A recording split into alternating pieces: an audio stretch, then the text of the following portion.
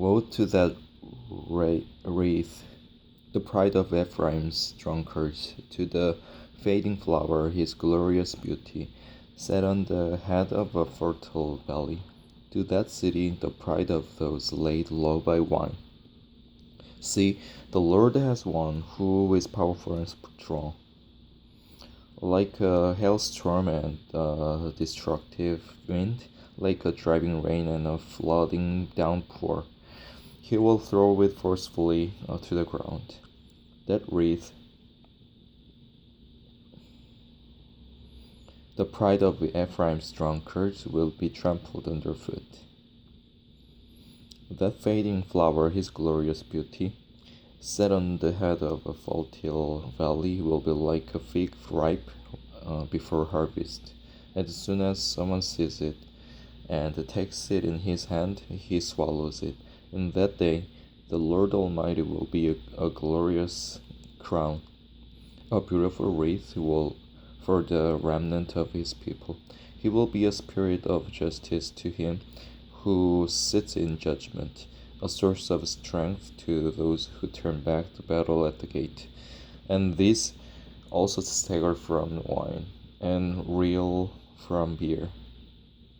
Priests and prophets stagger from beer and are befuddled with wine. They reel from beer, they stagger when seeing visions. They stumble when rendering decisions. All the tables are covered with vomit, and there is not a spot without filth. Who is it? Who is it he is trying to teach? To whom is he explaining his message? To children weaned from their milk, to those just taken from the breast, for it is do and do, do and do. Roll on roll, roll on roll, a little here, a little there. Very well then, with foreign lips and strange tongues, God will speak to these people, to whom he said, This is the resting place, let the weary rest. And this is the place of repose. But they would not listen. So then the word of the Lord to them will become do and do, do and do, roll on roll, roll on roll, roll, a little here, a little there. So that they will go and fall backward, and be injured and snared and captured.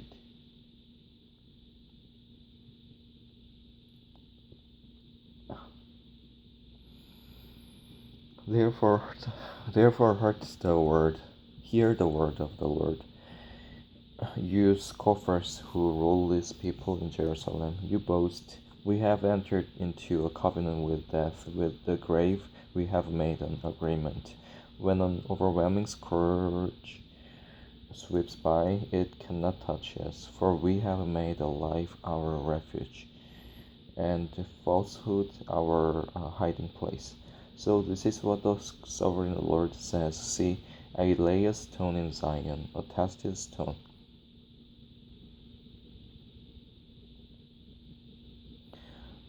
The one who trusts will never be dismayed. I will make justice the measuring line and the righteousness the plumb line. Hail will sweep away your refuge, the lie, and water will overflow your hiding place. Your covenant with death will be annulled. Your agreement with the grave will not stand. When the overwhelming scourge sweeps by, you will be beaten down by it. As often as it comes, it will carry you away, morning after morning, by day and by night. It will sweep through. The understanding of its message will bring sheer terror.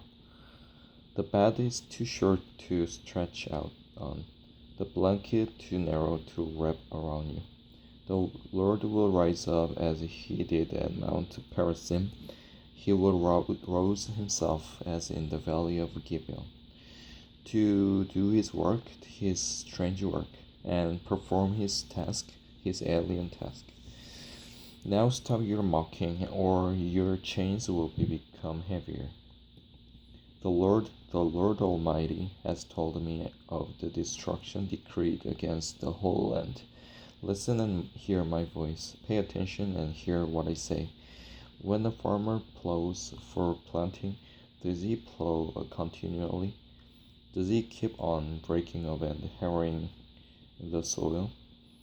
When he has leveled the surface, does he not sow caraway and scatter cumin? Does he not plant wheat in its place, barley in its plot, and in it, spelt in its field? His God instructs him and teaches him the right way. Caraway is not threshed, threshed, threshed with a sledge, nor is a cartwheel rolled over cumin. Caraway is beaten out with a rod, and cumin with a stick. Grain must be ground to make bread, so one does not go on threshing it forever.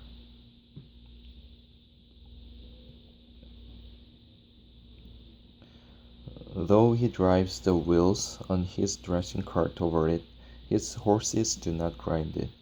All this also comes from the Lord Almighty, wonderful in counsel and magnificent in wisdom. Woe to you, Ariel, the city where David settled. Add year to year, and let your cycle of festivals go on. Yet I will besiege Ariel.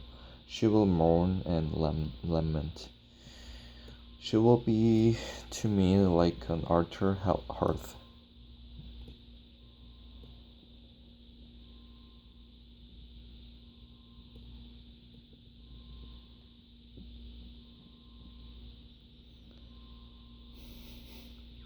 I will encamp against you all around. I will encircle you with the towers and set up my siege works against you.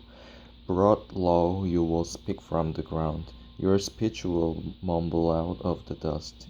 Your voice will come ghost-like from the earth. Out of the dust your speech will whisper. But your many enemies will become like fine dust. The ruthless hordes like blown chaff.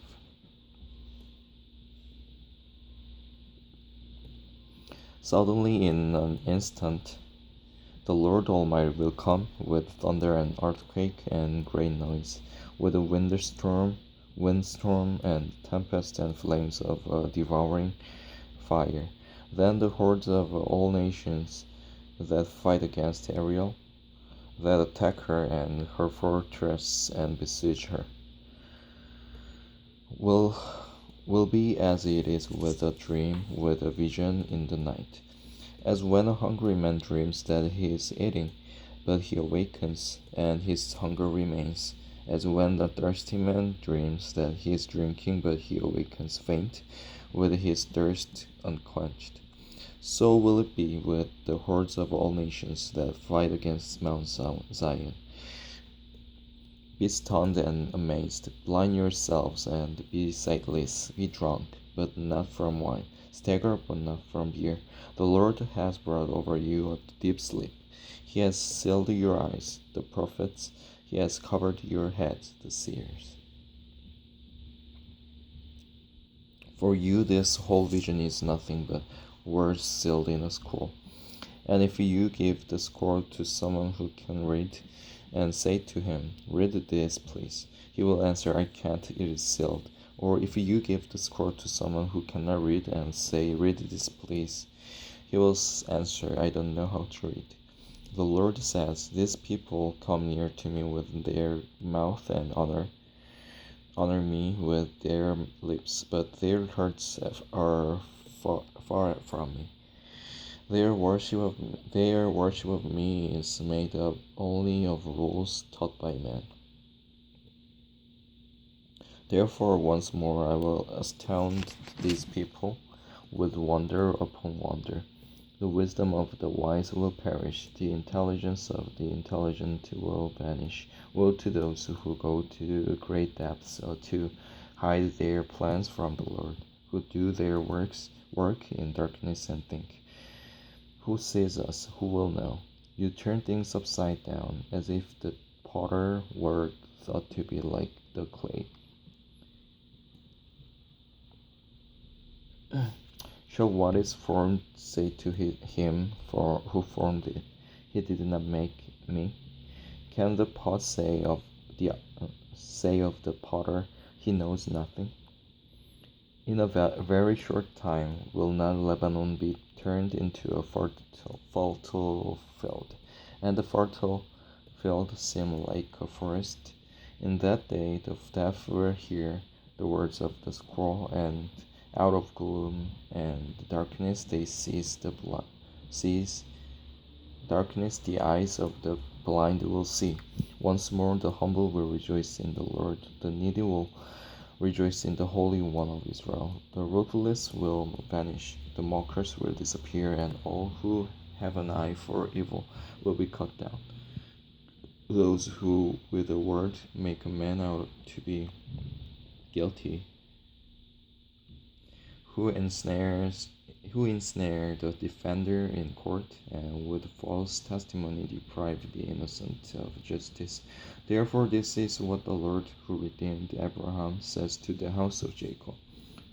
No longer will Jacob be ashamed, no longer will their faces grow pale.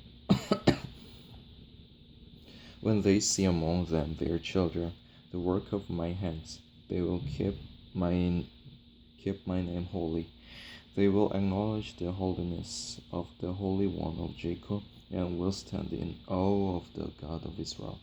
Those who are wayward in spirit will gain understanding. Those who complain will accept instruction.